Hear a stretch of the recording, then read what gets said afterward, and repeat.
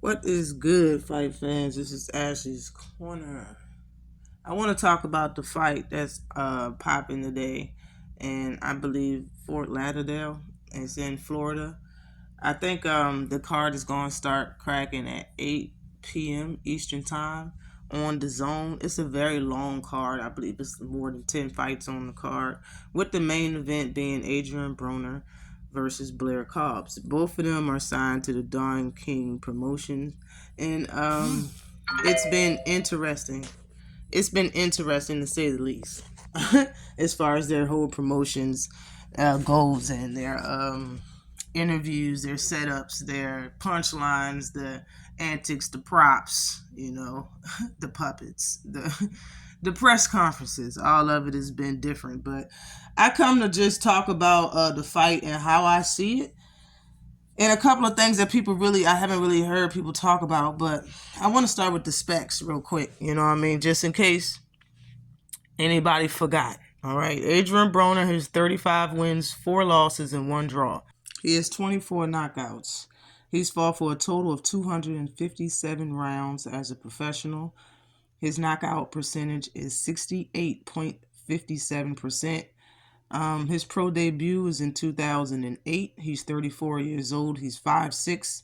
On says Box Rec, he's 5'6" with a 69-inch reach, fighting out of Cincinnati, Ohio. He never been stopped. He's been dropped though. He lost to Marcos Mondana in 2013, Sean Porter in 2015, Mikey Garcia in 2017, and Manny Pacquiao in 2019. All very good names on this record, I may say. He's always been the can man, always said anybody can get it, and he never shot down anybody that wanted to fight him. So shout out to AB for that. But after his loss versus Manny Pacquiao in 2019, he fought once in 2021, once in 2023, in which he won both by unanimous decision. It's been 12 months since his last fight, and now he's fighting Blair Cobbs. Well, now Blair Cobbs' specs are as follows. He is 16 1-1. Okay, Blair Cobbs has 10 knockouts. All right, he has fought for 92 rounds total as a professional. His knockout percentage is 62.5%. He's 0.50%. His pro debut was 2013. He is southpaw. He's 5'11" with a 73-inch reach.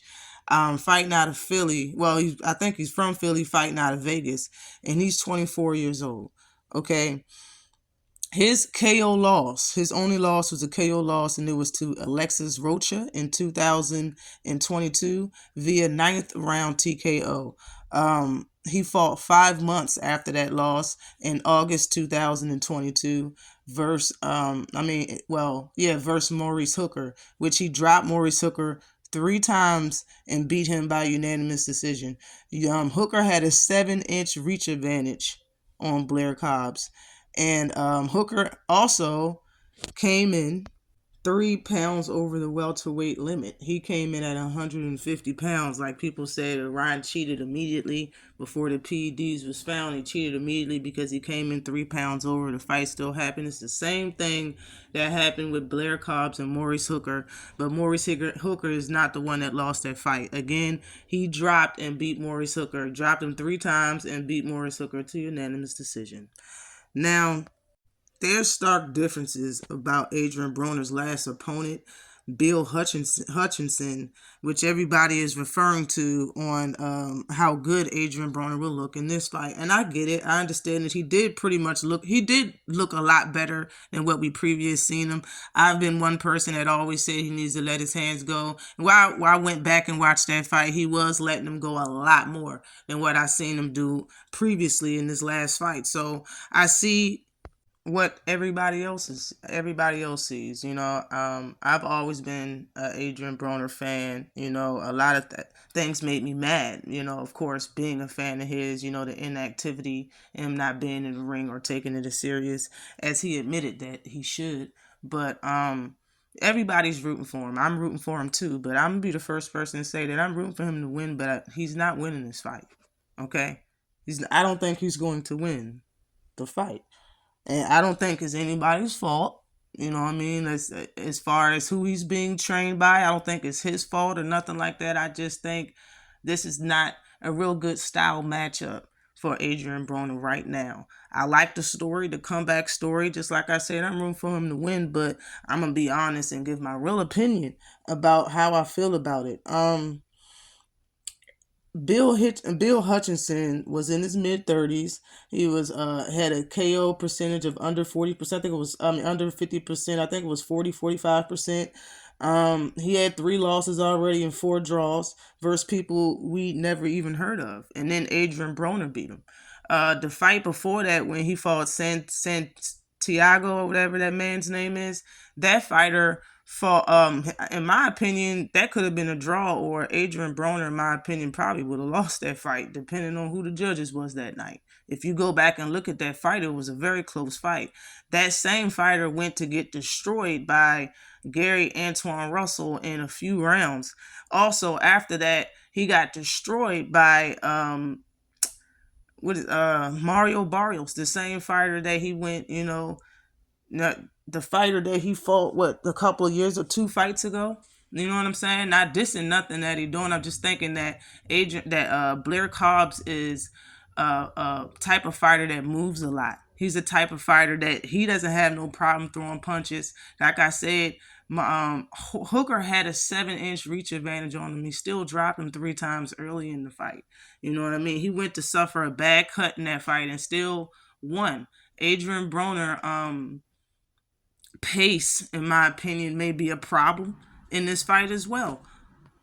I believe that's a real thing in the type of movement and how many punches that Blair Cobbs actually throws in a fight.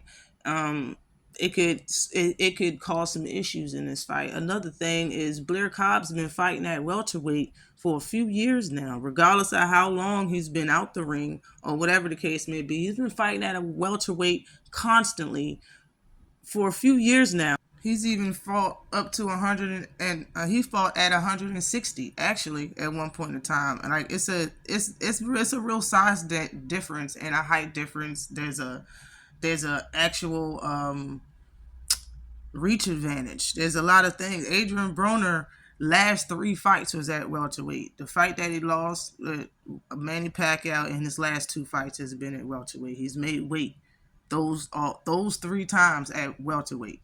Those other fights that he had was catch weights and weight classes under 147. Okay, so that's my cause for concern.